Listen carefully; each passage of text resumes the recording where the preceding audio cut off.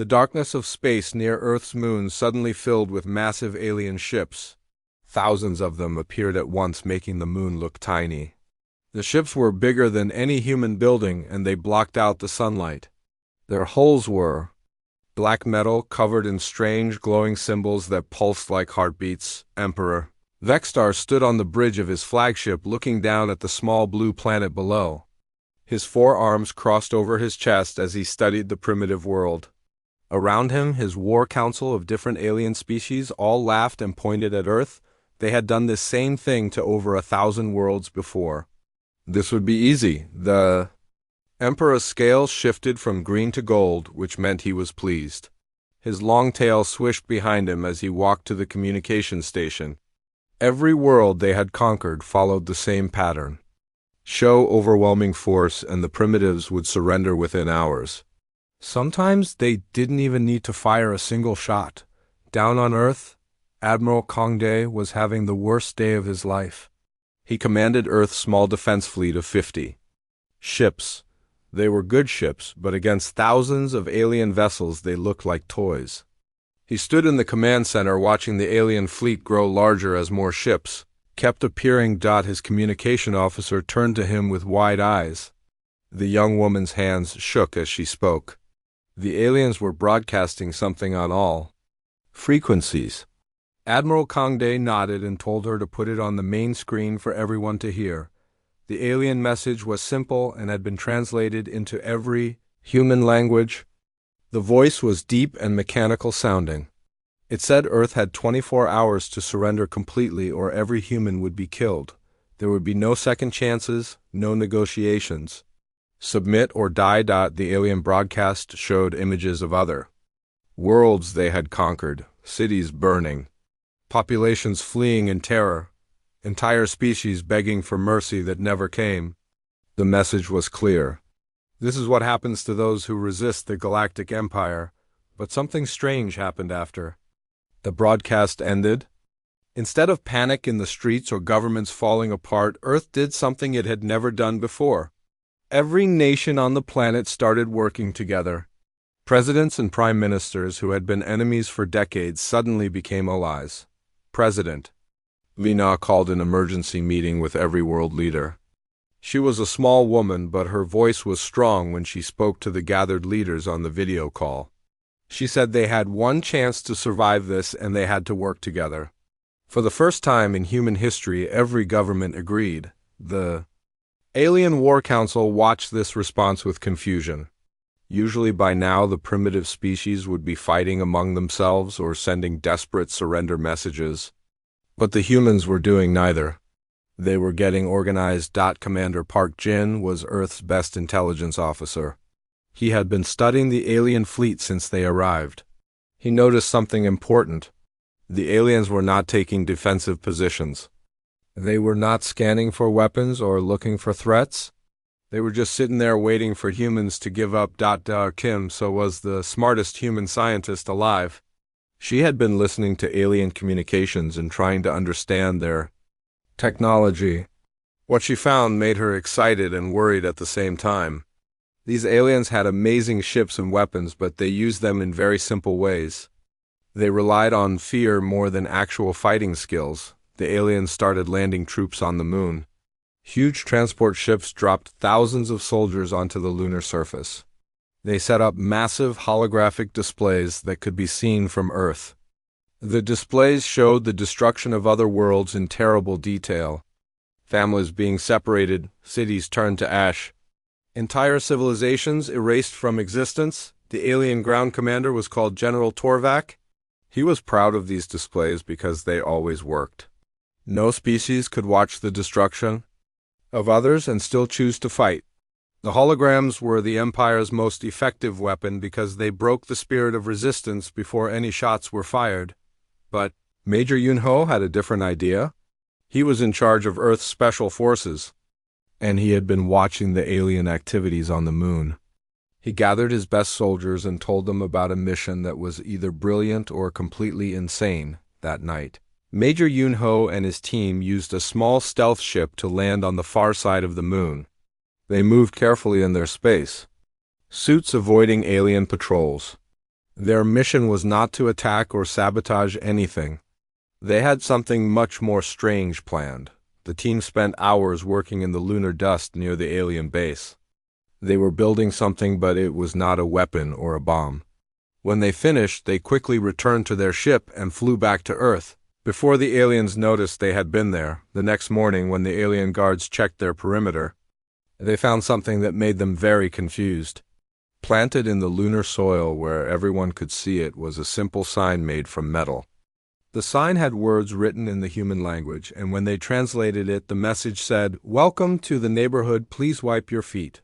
General." Torvak stared at the sign for a long time. In all his years of conquest, he had never seen anything like this. Was this some kind of threat he did not understand? Was it stupidity? Was it insanity? He called his advisors, but none of them could explain what the humans were trying to do. Back on Earth, the sign became famous within hours. Every human news station showed pictures of it. People started making jokes about it on social media. Instead of being terrified of the alien invasion, humans were laughing at the welcome sign their soldiers had left on the moon. The Alien War Council met to discuss this strange response. They had conquered peaceful species that immediately surrendered. They had conquered warrior species that fought bravely but were quickly overwhelmed.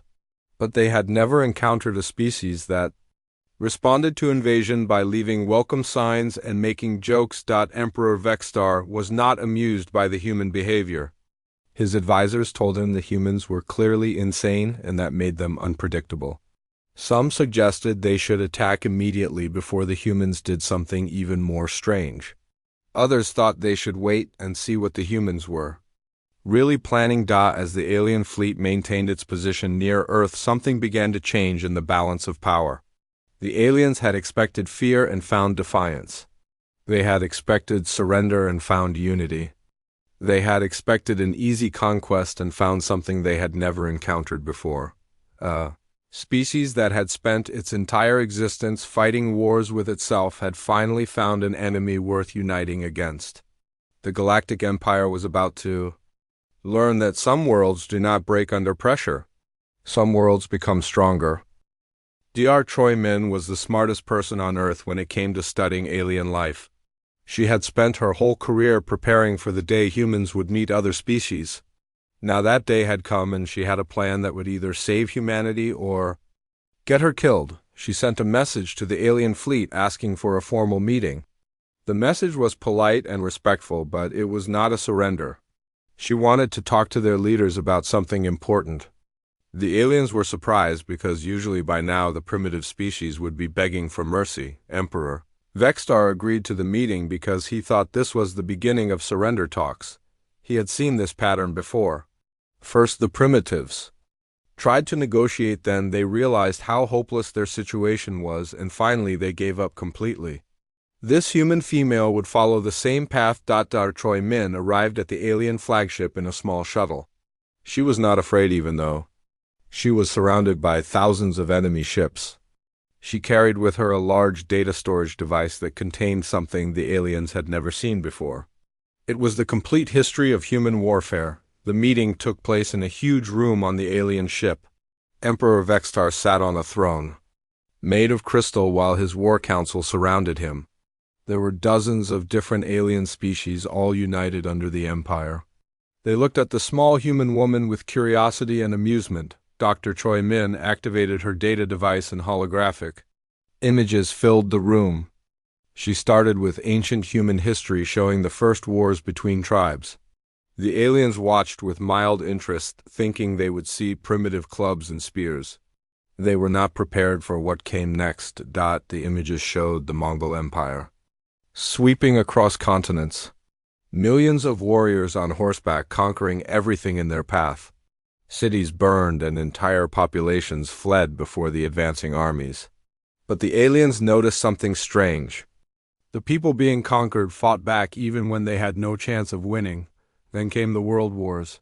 The aliens watched in growing horror as humans threw millions of soldiers at each other. They saw battles where hundreds of thousands died in single days. They watched cities being bombed to rubble while the people inside refused to surrender. They saw humans fighting in frozen wastelands and burning deserts, never giving up. General Linsu stood up to explain what the aliens were seeing. He was an old soldier who had studied every war in human history. He told them that while the Empire had been conquering peaceful civilizations, humans had been at war with themselves for thousands of years. Every generation had learned to fight. Better than the one before, the Alien War Council started to look uncomfortable. They had expected to see primitive weapons and simple tactics. Instead, they were watching the most violent and persistent species they had ever encountered. These humans had turned war into an art form, and they had been practicing for millennia. Captain Oda showed them how human weapons had evolved. Every discovery had been turned into something deadly. Fire became flamethrowers, chemicals became poison gas, nuclear energy became bombs that could destroy entire cities. Even their tools for farming and mining could be used as weapons in war. The aliens had built their technology for conquest and intimidation. Their weapons were designed to look scary and their ships were made to appear overwhelming. But humans built everything with one purpose in mind: to kill the enemy as efficiently as possible. There was no decoration or ceremony, just pure deadly function. The most shocking revelation came when Dr. Choi Min showed them footage from recent human conflicts. Even in the 21st century, humans were still fighting wars. They had not become peaceful as their technology advanced. Instead, they had become better at warfare using computers and satellites and precision weapons. The alien negotiator tried to regain control of the meeting. He threatened to destroy a human city as an example of what would happen if Earth did not surrender. This was the standard Imperial tactic that always worked. Show brutal force and the primitives would collapse in fear. Colonel Beekru smiled when he heard the threat. He activated his own holographic display showing satellite images of Earth, but these were not normal pictures. They showed hidden weapons, systems covering every major city, missile launchers disguised as buildings, energy weapons hidden in mountains, defense networks that the aliens had never detected. The alien was shocked to see that Earth was not defenseless.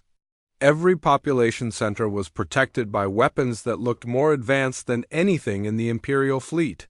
The humans had been building these defenses for decades while pretending to be a primitive species with only chemical rockets. Ambassador Song Hee delivered the message that made the aliens understand their mistake.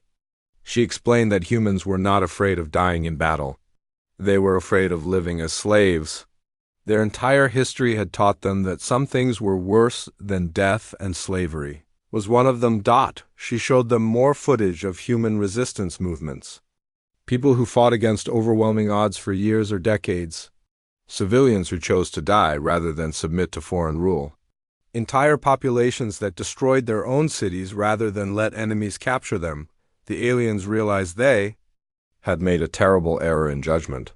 They had assumed Earth was like the other 1,000 worlds they had conquered. Peaceful species that valued life more than freedom and would surrender to preserve themselves. But humans were different. They valued freedom more than life itself. Emperor Vexstar asked why humans were showing them this information.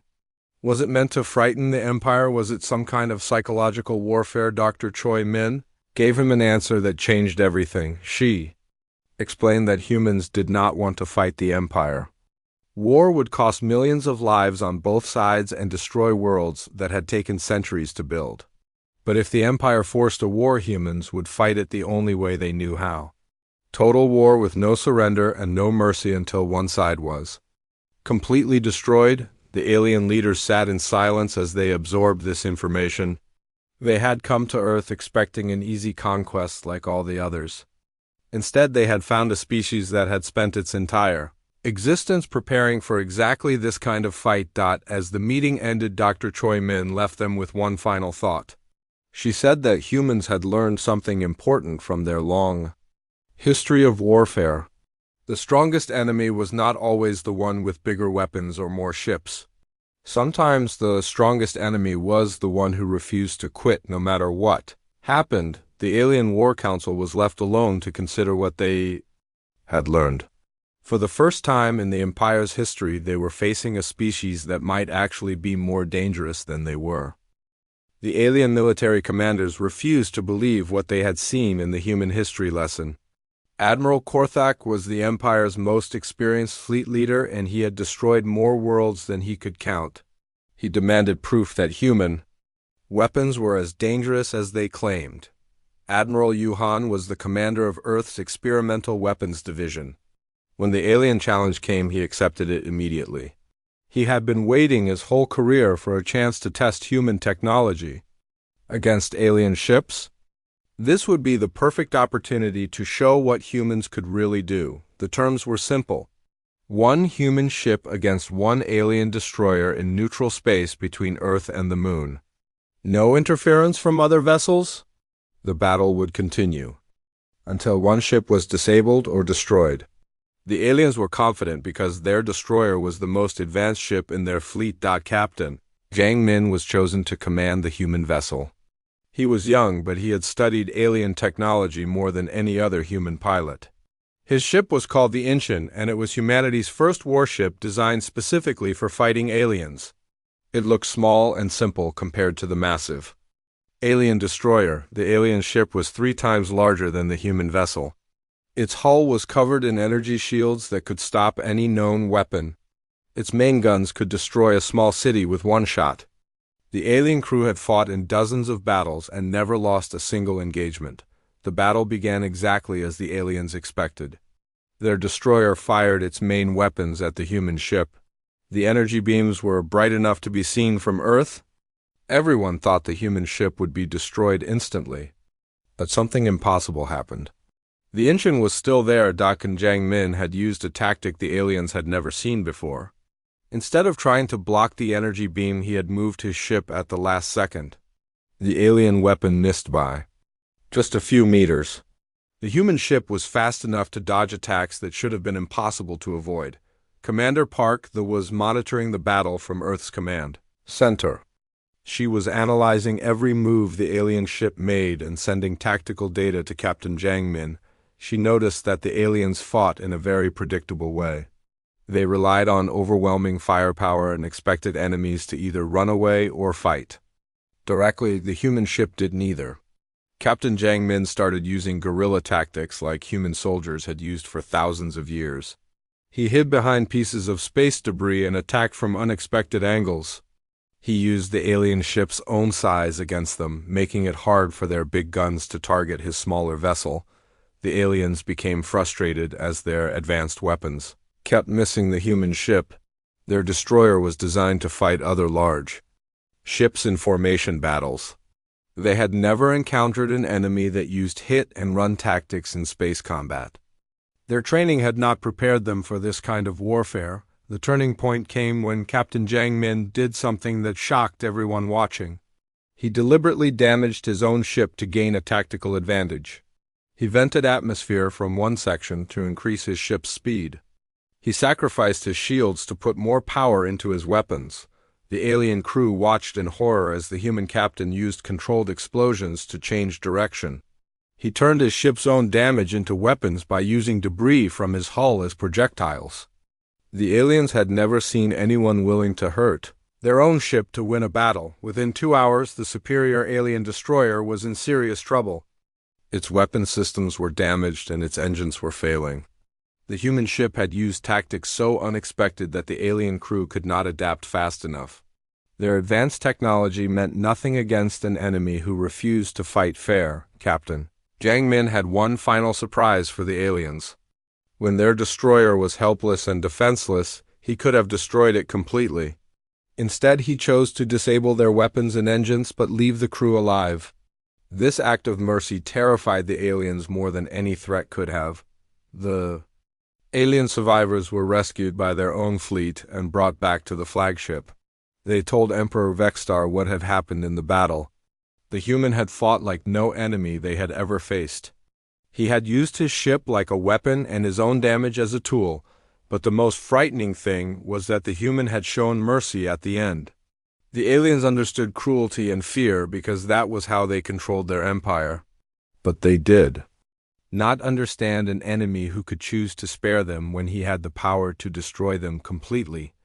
Admiral Korthak requested a private meeting with the human captain. He wanted to understand how his best ship had been defeated by a smaller vessel with inferior technology. Captain Jiang Min agreed to meet him on a neutral station between the two fleets. The alien admiral was a veteran of 100 battles. He had seen every kind of space combat and thought he understood all forms of warfare, but the human tactics had confused him completely. He asked Captain Jiang Min to explain how he had won the impossible victory. Captain Jiang Min told him that humans had learned something important from their history of warfare. Sometimes the best way to win was not to be stronger than your enemy. Sometimes it was better to be smarter or more flexible or more willing to take risks that seemed insane. He explained that human soldiers had been fighting against superior enemies for thousands of years. They had learned to use their weaknesses as strengths and turn their enemies' advantages against them. This was not something that could be learned from books or training programs. The alien admiral asked why the human had spared his crew when he could have destroyed them all. Captain Jiang Min said that humans fought wars to protect what they loved, not because they enjoyed killing. Showing mercy to defeated enemies was part of what made humans different from conquerors. As the meeting ended, Admiral Korthak realized that the Empire had made a serious mistake. They had assumed that advanced technology and overwhelming numbers would guarantee victory, but the humans had shown that superior tactics and unpredictable strategies could defeat any advantage. The news of the battle spread quickly through both fleets. The alien crews began to doubt their own invincibility while the human crews gained confidence. For the first time in the Empire's history, one of their ships had been defeated in single combat by a supposedly primitive enemy. Emperor Vextar called another war council meeting. His advisors were divided between those who wanted to attack immediately with their full fleet and those who thought they should reconsider their invasion plans. The demonstration had changed everything they thought they knew about human capabilities. The battle between one human ship and one alien destroyer had become something much more important. It was proof that humans could fight and win against superior technology. It showed that the Empire's conquest of Earth would not be as easy as they had expected. Most importantly, it demonstrated that humans were not like the other species the Empire had conquered.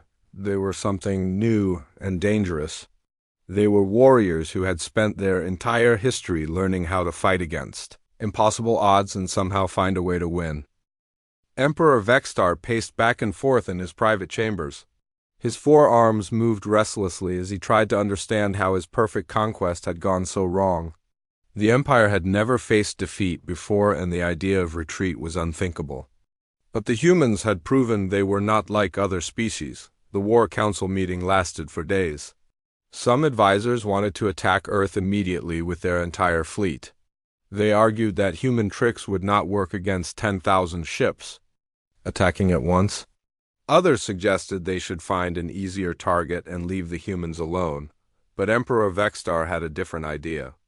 If humans were too dangerous to conquer by force, maybe they could be controlled in other ways. The Empire had sometimes offered partnership to species that were too valuable to destroy. Perhaps humans could be convinced to join willingly. Diplomat Kong Bio was chosen to deliver the Empire's new offer to Earth. He was skilled at negotiations and had convinced many species to surrender without fighting. He prepared a proposal that seemed generous compared to the usual demand for complete submission.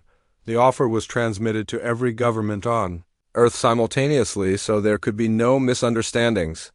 The Empire would give humanity 12 star systems with habitable planets. They would share advanced technology for faster-than-light travel and energy weapons. All humans had to do was accept imperial rule.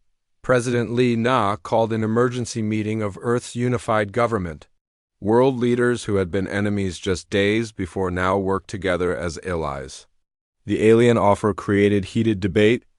Among them, as they tried to decide humanity's future, General Kim Tae commanded Earth's ground forces, and he spoke against accepting the offer. He argued that the Empire's gifts would come with hidden costs. Once humans became dependent on alien technology, they would never be free again. The Empire would control them through their need for advanced systems. Admiral Songmin disagreed with the general. He pointed out that Earth's small fleet could not defeat 10,000 alien ships. Even with their superior tactics, humans would eventually be overwhelmed by sheer numbers. Accepting the offer might be the only way to save the human race from extinction. The debate continued for hours as each leader presented their arguments. Some wanted to fight for complete independence. Others preferred survival under alien rule. But Colonel Park Da had been quietly studying the Empire's history, and she had discovered something that changed everything. Colonel Park Da presented her findings to the assembled leaders. She had analyzed records of every species the Empire had conquered over the past 1,000 years. The pattern was always the same. First came the generous offers of partnership, then gradual restrictions on freedom, finally complete enslavement. She showed them what had happened to the Zephyrians, who had accepted a similar deal 300 years ago. They were promised advanced technology and protection from enemies. Instead, they lost their independence and became workers in imperial factories. Their children were taken away to serve in alien armies. The evidence was clear. The Empire's offer was not generosity, it was a trap. They wanted to control humanity without the cost and risk of a destructive war. Once humans accepted imperial rule, they would slowly lose everything that made them human. President Lia made the decision that would define humanity's future. Earth would not accept the Empire's offer. Instead, they would make a counterproposal that was so shocking it would change the balance of power in the galaxy forever.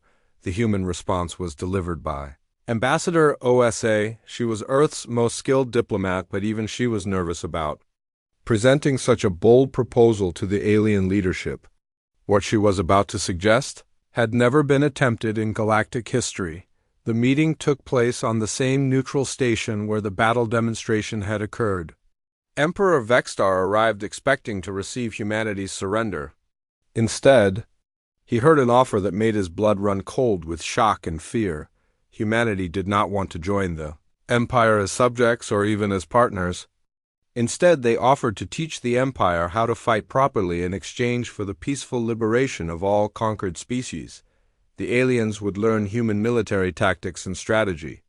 In return, they would free every world they had enslaved. Commander OSA explained the reasoning behind this incredible proposal. She told the alien leadership that their empire was built on a foundation of fear and intimidation. They had grown powerful by conquering only peaceful species that could not resist their overwhelming force, but there were threats in the galaxy that could not be intimidated. There were enemies that could not be defeated by numbers alone. When the Empire eventually faced these dangers, they would need warriors, not just soldiers. They would need to know how to fight against equal or superior opponents. The shocking revelation came when humans presented detailed intelligence about hostile forces beyond the Empire's borders. For decades, Earth's deep space monitoring stations had detected signs of something massive and dangerous moving in the dark between galaxies. These signals suggested the existence of entities that made the Galactic Empire look like children playing with toys. Entire star systems had gone dark along predictable paths. The quantum signatures indicated weapons that could destroy planets instantly. Most terrifying of all, intercepted communications showed these beings specifically targeted organized civilizations. Dr. Song He presented the scientific evidence to the stunned alien leadership. The dark entities had been systematically destroying advanced civilizations throughout the galaxy.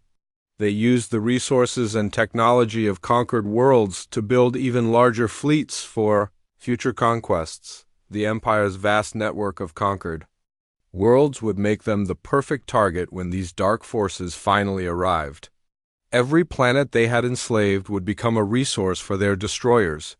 The Empire's strength had become their greatest weakness. Captain Bixu revealed the most shocking information of all. The approaching threat was not some distant possibility. Based on the pattern of destroyed star systems, the Dark Fleet would reach inhabited space within 5 years. The Empire had very little time to prepare for the most dangerous enemy they had ever faced. The Alien War Council sat in stunned silence as they absorbed this information. They had been so focused on easy conquests that they had ignored signs of a much greater threat. Their intelligence networks had failed to detect the danger, until humans pointed it out to them. Emperor Vextar asked the question that everyone was thinking. Why would humans share this information with their enemies? Why would they offer to help the Empire prepare for war instead of letting the dark forces destroy them? Why would they care about alien worlds being conquered? Ambassador OSA gave him an answer that revealed the fundamental difference between humans and the Empire. She explained that humans understood something the aliens had forgotten. When facing a threat to all life in the galaxy, there were no enemies, only potential allies. The dark forces would not stop with destroying the Empire. After consuming alien worlds, they would come for Earth. Humanity could not fight such a massive threat alone any more than the Empire could. Survival required cooperation between all intelligent species. The human offer was not about conquest or control. It was about teaching the galaxy how to defend itself against extinction. Humans had spent their entire history learning how to fight against superior enemies. Now they were willing to share that knowledge to save everyone. As the meeting ended, Emperor Vextar faced the hardest decision in Imperial history. He could reject the human offer and continue with the invasion of Earth, or he could accept help from the very species he had come to conquer and risk everything on an alliance with former enemies. The choice would determine not just the fate of humanity or the Empire, but the survival of all intelligent life in the galaxy. The real war was about to begin, and it would be fought against an enemy that neither humans nor aliens could face alone. Dr. Yunhei had spent 20 years working at humanity's most secret research facility hidden deep in the mountains of Antarctica. She studied signals from deep space that most people did not even know existed. Now she was about to reveal information that would terrify both humans and aliens. The evidence had been building for decades, but governments had kept it classified to prevent panic. Earth's deep space monitoring arrays had detected something moving in the darkness between galaxies. The signals were unlike anything from known civilizations, and they were getting stronger. Dr. Yunhei presented her findings to the combined human and alien leadership in a secure bunker beneath the lunar surface. The room was filled with tension, as representatives from both sides prepared to learn about a threat that made their current conflict seem insignificant. The first piece of evidence was a series of astronomical observations, showing entire star systems going dark, not destroyed in explosions or consumed by black holes, but simply disappearing from all forms of detection. Billions of stars and planets vanishing as if they had never existed. The pattern of disappearances followed a clear path across the galaxy. Whatever was causing the destruction was moving systematically from sector to sector, consuming everything in its path. The rate of advance was increasing as more systems fell to the unknown enemy. Admiral Lim Zhou had been tracking these disappearances for Earth's military intelligence. His analysis showed that the dark entities were not random destroyers. They specifically targeted organized civilizations with advanced technology. The more developed a species became, the more likely they were to be attacked. The quantum signatures detected from the affected regions indicated weapons of unimaginable power. Energy readings suggested the ability to collapse matter at the subatomic level, turning entire planets into nothing more than scattered particles. No known defense could stop such devastating technology. Major Choi Da revealed the most disturbing evidence of all. Human deep space probes had managed to intercept fragments of communications from the Dark Fleet. The signals had been decoded using Earth's most advanced computers, and what they found changed everything. The intercepted messages showed that these entities were not mindless destroyers. They had intelligence and purpose behind their actions. They studied each civilization before attacking, learning about their technology and culture. Then they used that knowledge to build even more powerful weapons. The Dark Fleet had been consuming advanced civilizations for millions of years. Each conquest added to their strength and knowledge. They had grown from a small force into something that spanned entire galactic clusters. They were the ultimate predators of intelligent life. Captain Beak Sue presented the timeline that made everyone in the room go silent. Based on the current rate of advancement, the Dark Fleet would reach the outer rim of inhabited space within 18 months. The Empire's core worlds would be under attack within 3 years. The aliens finally understood why humans had been so confident despite being outnumbered. Earth was not the primitive backwater the Empire had assumed. For generations, humans had been quietly building a defensive network, specifically designed to detect and fight threats like the Dark Fleet, humanity's deep space. Monitoring stations were more advanced than anything the Empire possessed. Their quantum sensors could detect enemy movements across impossible distances. Their analysis computers could predict attack patterns and identify weaknesses in alien technology. The reason humans knew so much about the approaching threat was simple. They had been preparing for this war longer than the Empire had existed. While aliens conquered peaceful worlds, humans built weapons and strategies for fighting the ultimate enemy. Commander Park so revealed the scope of human preparations. Hidden bases throughout the solar system contained weapons that had never been tested in combat. Experimental technologies that pushed the boundaries of physics.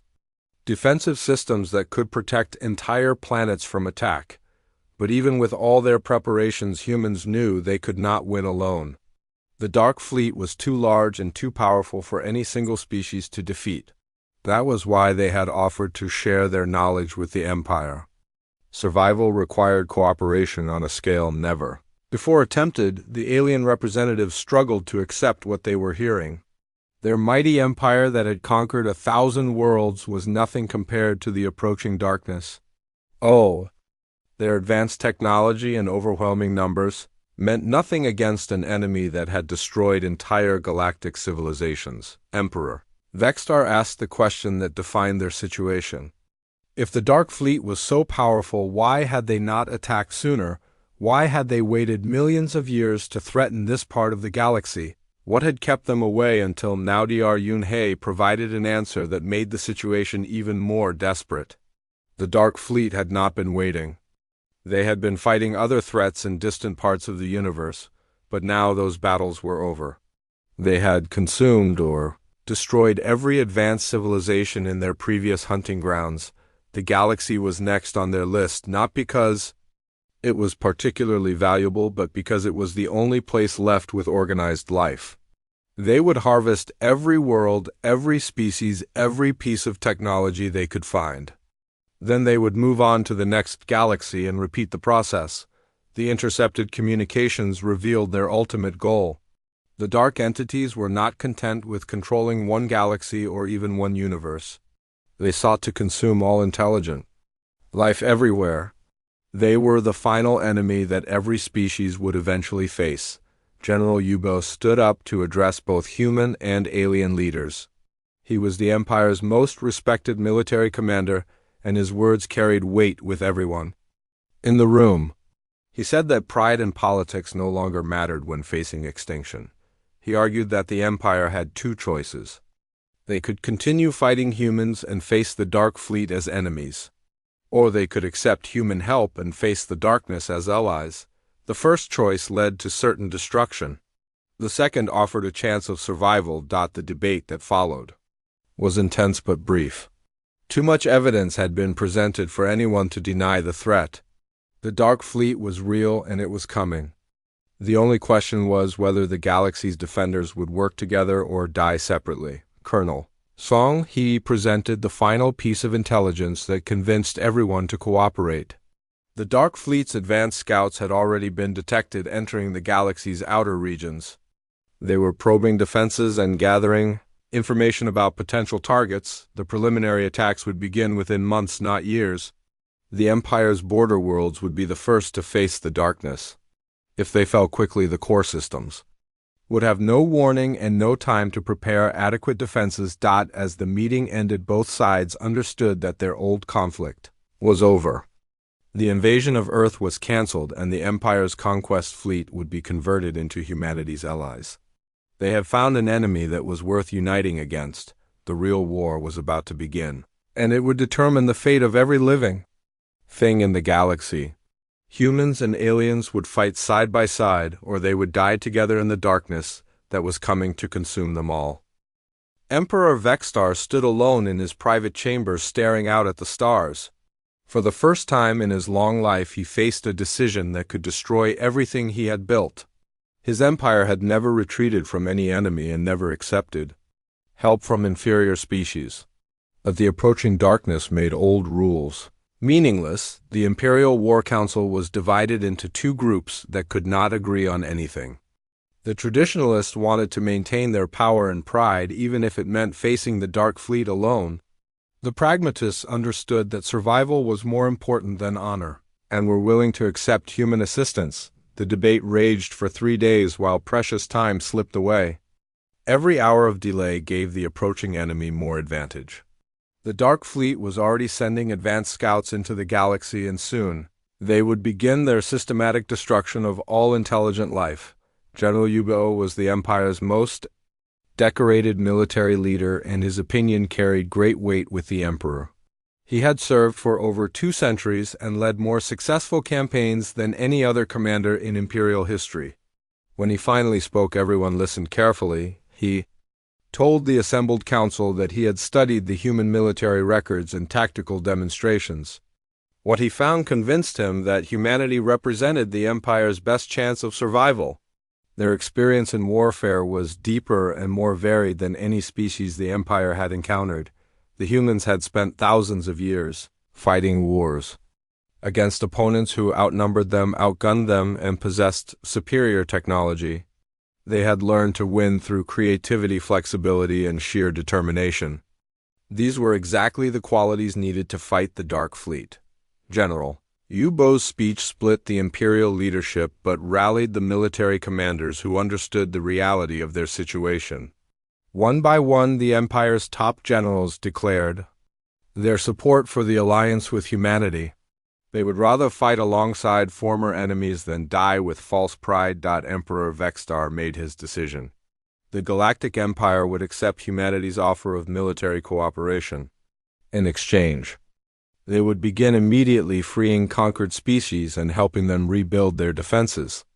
It was a revolutionary change that would transform the galaxy forever. The terms of the alliance were negotiated quickly because time was running out. Human military advisors would be assigned to every Imperial fleet to teach new tactics and strategies. In return, humans would gain access to alien technology and industrial capacity they desperately needed. Colonel Song, he was chosen to lead the first joint operation between human and alien forces. Her mission was to evacuate the most vulnerable worlds before the Dark Fleet's main attack began. She would command mixed crews of humans and aliens working together. For the first time, the cooperation was not easy at first. Humans and aliens had different ways of thinking and communicating. Their ships used incompatible technology and their soldiers followed different protocols. But necessity forced them to find solutions to every problem. Admiral Park Min commanded the combined evacuation fleet that included ships from dozens of different species. Some aliens were former enemies of the Empire who had been conquered generations ago. Others were longtime Imperial allies who had never seen humans before. The evacuation operations revealed both the strengths and weaknesses of the new alliance. Human tactical flexibility combined with alien industrial capacity produced results that neither side could have achieved alone. But cultural differences and old grudges sometimes caused dangerous delays. The first real test came when advanced scouts of the Dark Fleet probed the galaxy's outer defenses. The enemy ships were unlike anything humans or aliens had ever seen. They moved through space without generating heat signatures, and their weapons could slice through the strongest armor like paper. Captain Oda led the first combined squadron to engage the Dark Scouts. His force included human fighters using guerrilla tactics and alien capital ships providing heavy firepower. The battle was unlike anything in galactic history as former enemies fought side by side against a common threat. The results were costly, but successful. 3 Dark Scout ships were destroyed, but the cost was high. 7 alien vessels and 2 human squadrons were lost in the engagement. However, the combined force had proven that cooperation could work even under the stress of mortal Combat. The wreckage of the dark ships provided the first close look at enemy technology. Dr. Kim So led the analysis team that included both human and alien scientists. What they found was both fascinating and terrifying beyond imagination. The Dark Fleet's technology was based on principles that no living civilization had discovered. Their ships could manipulate matter at the quantum level, turning solid objects into energy or vice versa. Their weapons worked by reversing the fundamental forces that held atoms together. Most disturbing of all, the dark ships contained no crew, compartments, or life support systems. The entities controlling them were not physical beings in any sense that humans or aliens could understand. They existed as pure energy patterns that could inhabit any sufficiently advanced computer system. General Lim Su realized the implications immediately. Traditional military thinking was useless against an enemy that had no physical form and no need for resources in the conventional sense. The Dark Fleet could not be defeated by destroying their ships or cutting their supply lines. The only way to fight them was to understand their energy patterns and find ways to disrupt their ability to control technology. This required a completely new approach to warfare that combined human tactical innovation with alien scientific knowledge. As both fleets prepared for the main invasion, Commander Park So reflected on how much had changed in just a few weeks. The empire that had come to conquer Earth was now humanity's closest ally. Species that had been enemies for centuries were working together to survive. The irony was not lost on anyone involved. The empire had learned that true strength came not from ruling others, but from standing with them against common threats.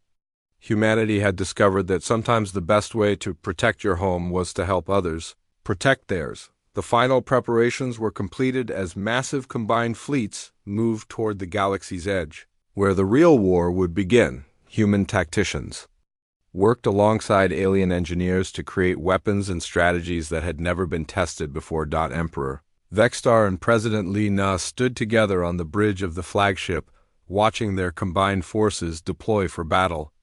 Two leaders who had been enemies now shared the burden of defending all intelligent life in the galaxy. The Dark Fleet appeared at the edge of sensor range like a shadow falling across the stars. Their ships numbered in the millions, and their technology was beyond anything the defenders had imagined. But for the first time in galactic history, every intelligent species was united against a common enemy. The story ended with the image of Earth and the Empire's capital world working together. Their combined industrial might was building weapons and ships needed for the galaxy's survival. Factories that had once produced tools of conquest now created instruments of defense. The Galactic Empire had come to destroy Earth, but instead found salvation in humanity's stern warning. Some fights were too important to face alone, and survival required cooperation between all who valued freedom and life. The real battle was just beginning, but both humans and aliens faced it together. They had learned that the galaxy's greatest strength was not in the power of individual species, but in their willingness to stand united against the darkness that threatened them. Oh,